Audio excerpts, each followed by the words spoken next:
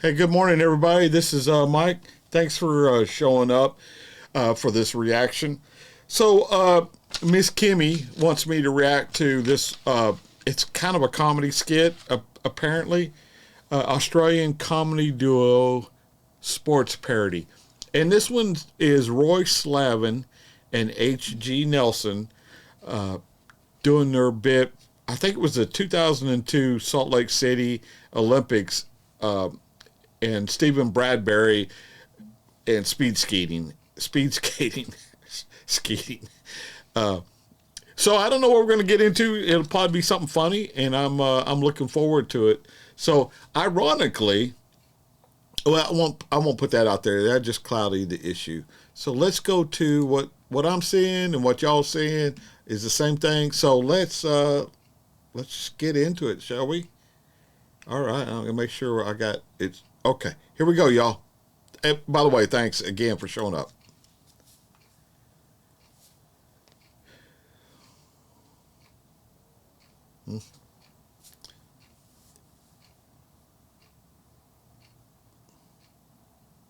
Okay.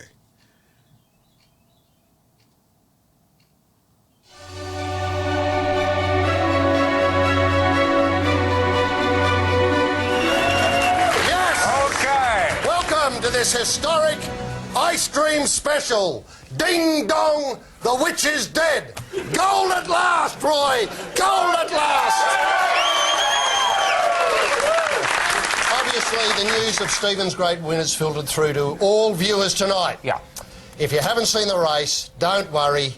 Don't worry, you'll be able to remember exactly where you were and what you were doing, who you were with, and which bed you were in when you see it in our show if you haven't seen it already. It's just a breathtaking moment of Australian history, sporting history. Yeah, well... The ice ceiling has been punched through. Yeah, I heard someone describe it as awesome. I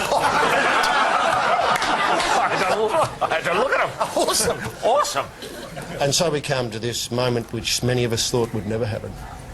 Sure, we've got bronze before. We had Stegelmania and Zali brought home bronze once, and the short track speed guys, got there once before. But now, of course, we've got gold, winter gold. I feel so proud. Proud. They can't take that away. I'm an emotional, Roy. They can't take that away from us. I know. Stephen Bradbury has done so proud it's lifting the table up. Crossed almighty.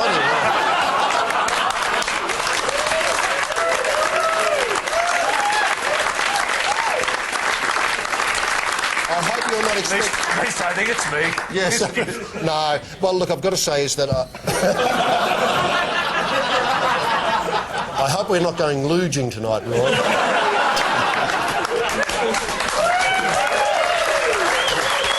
Okay. Let's go to the race now. Let's pick it up at the start and let's follow the Bradbury tilt. They start away. Stephen drops into the traditional Australian position in this event. He can smell the field well ahead of him. Oh no, and of course the wily Canadian up front of him. He seems to Stephen in a good position. He can see the field. What's his tactic here, Roy? He's just looking. He's just hoping there's a lot of geese in front of him. A lot of really stupid, addled dickheads. That's what he's hoping. The further he gets back, the sillier they look.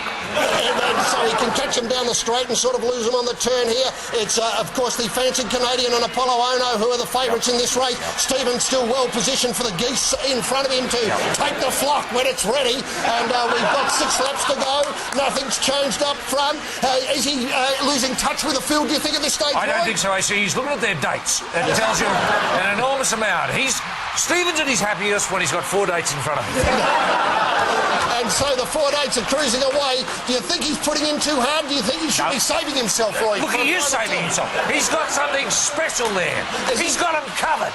It doesn't matter what they do, he's going to go through on the burst. Do you think he's tired of smelling the field, Roy, or do you think he can take it a little bit longer? No, he doesn't want to make his move too soon. No, he's got to go further back, Steve. He's dropping back nicely now. Does he look tired to you? He doesn't look tired now. He's holding it all back. He's holding the smell is so much he can't get any closer, right? 1 lap to go. We're into the final lap. It looks like Ono making a tilt. Look how stupid they are. Oh, look at that. Stephen!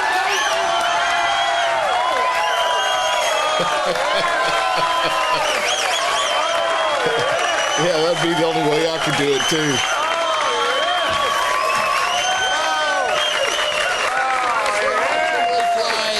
As we watch him replay, the geese all for the 3-card trick at the front. See, they've got no technique. No technique. No technique. No If you're not on your feet, you can't win. And they talk about a miracle on ice in 1980. I've seen another miracle on ice tonight, and here it comes now. Look into at the this. picture.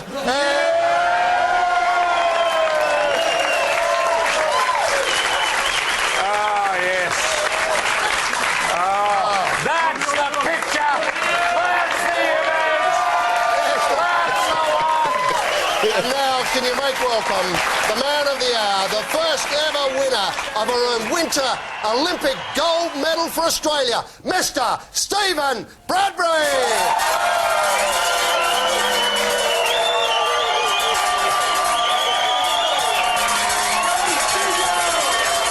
Poor guy. He'll never be able to brag about that win ever.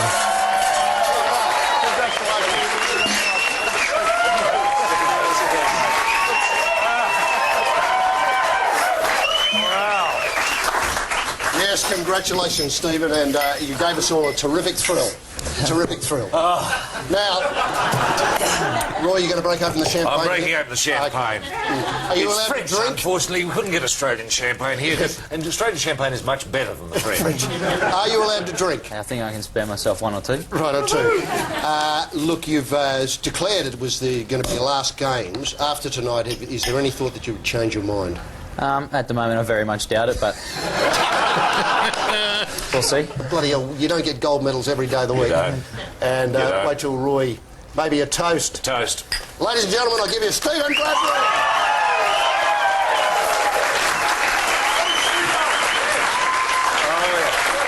Now we come with 5 laps to go in the first ever Winter Olympic gold medal. We pick up the race with 5 laps to go. You're at the rear of the field. What were you thinking here, Stephen? Well, I went in with the same plan as the semi-final, Yes. which was to sit at the back and hope that there was a lot of collisions, because I didn't think...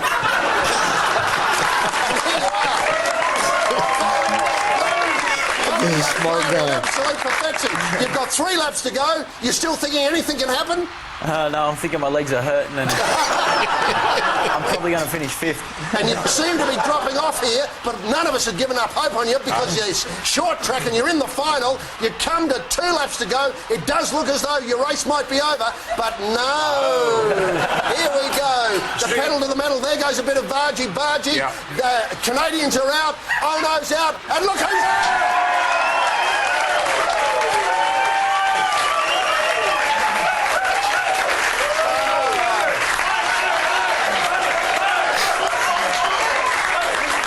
One of the great moments. Were you tempted, Steve, to stop and help him up? How did it feel, though, when all that happened in front of you?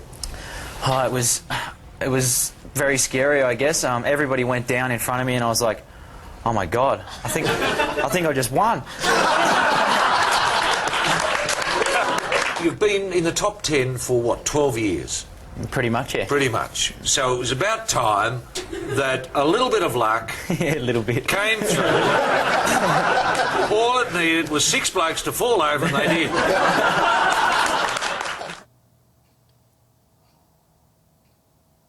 That was pretty funny, man. Now, look, the sad news is, and we haven't dwelt on the New Zealand tilt here in Sydney nearly enough, Roy is a Kiwi freak. He just loves everything to do with New Zealand because he loves bagging it. And Roy, take us through the tilt so far. And when you've done your tilt, just let Australia know the medal tally for New Zealand. Yeah, I will, actually. I'll just keep that powder dry for a moment. Look, New Zealand has had a run of outs.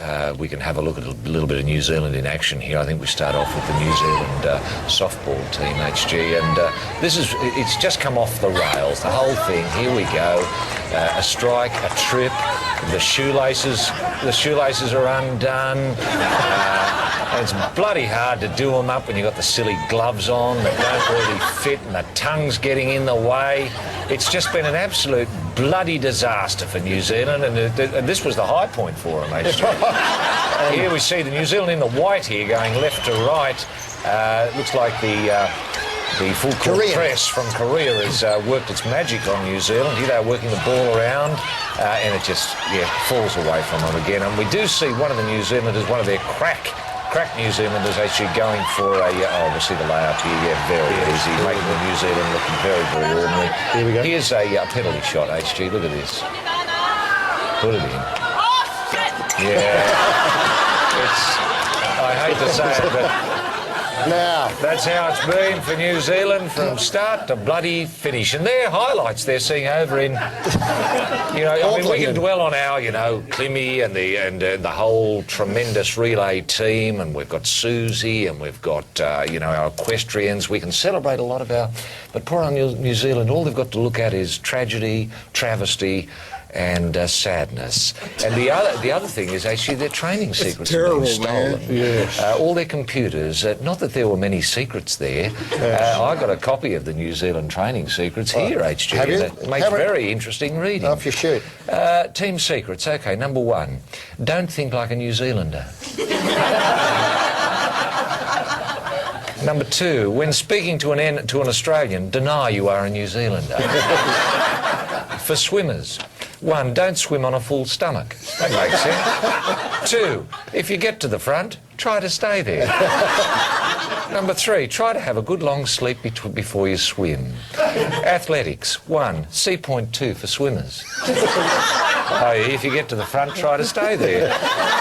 Two, try your hardest. Three, if you are interviewed, don't embarrass yourself. Well, they've thought it through, Roy. Haven't they thought it through? This is the really big one. This is the big one that couldn't be held out, could not be denied. This is Rob Waddell winning New Zealand's first gold medal in the single sculls. Take it away, Rob. Here's a New Zealander going for gold, putting his back into it. He will not be denied. The courage of Fatso took him over the line. New Zealand, stand up and cheer. Stand up and cheer. There's an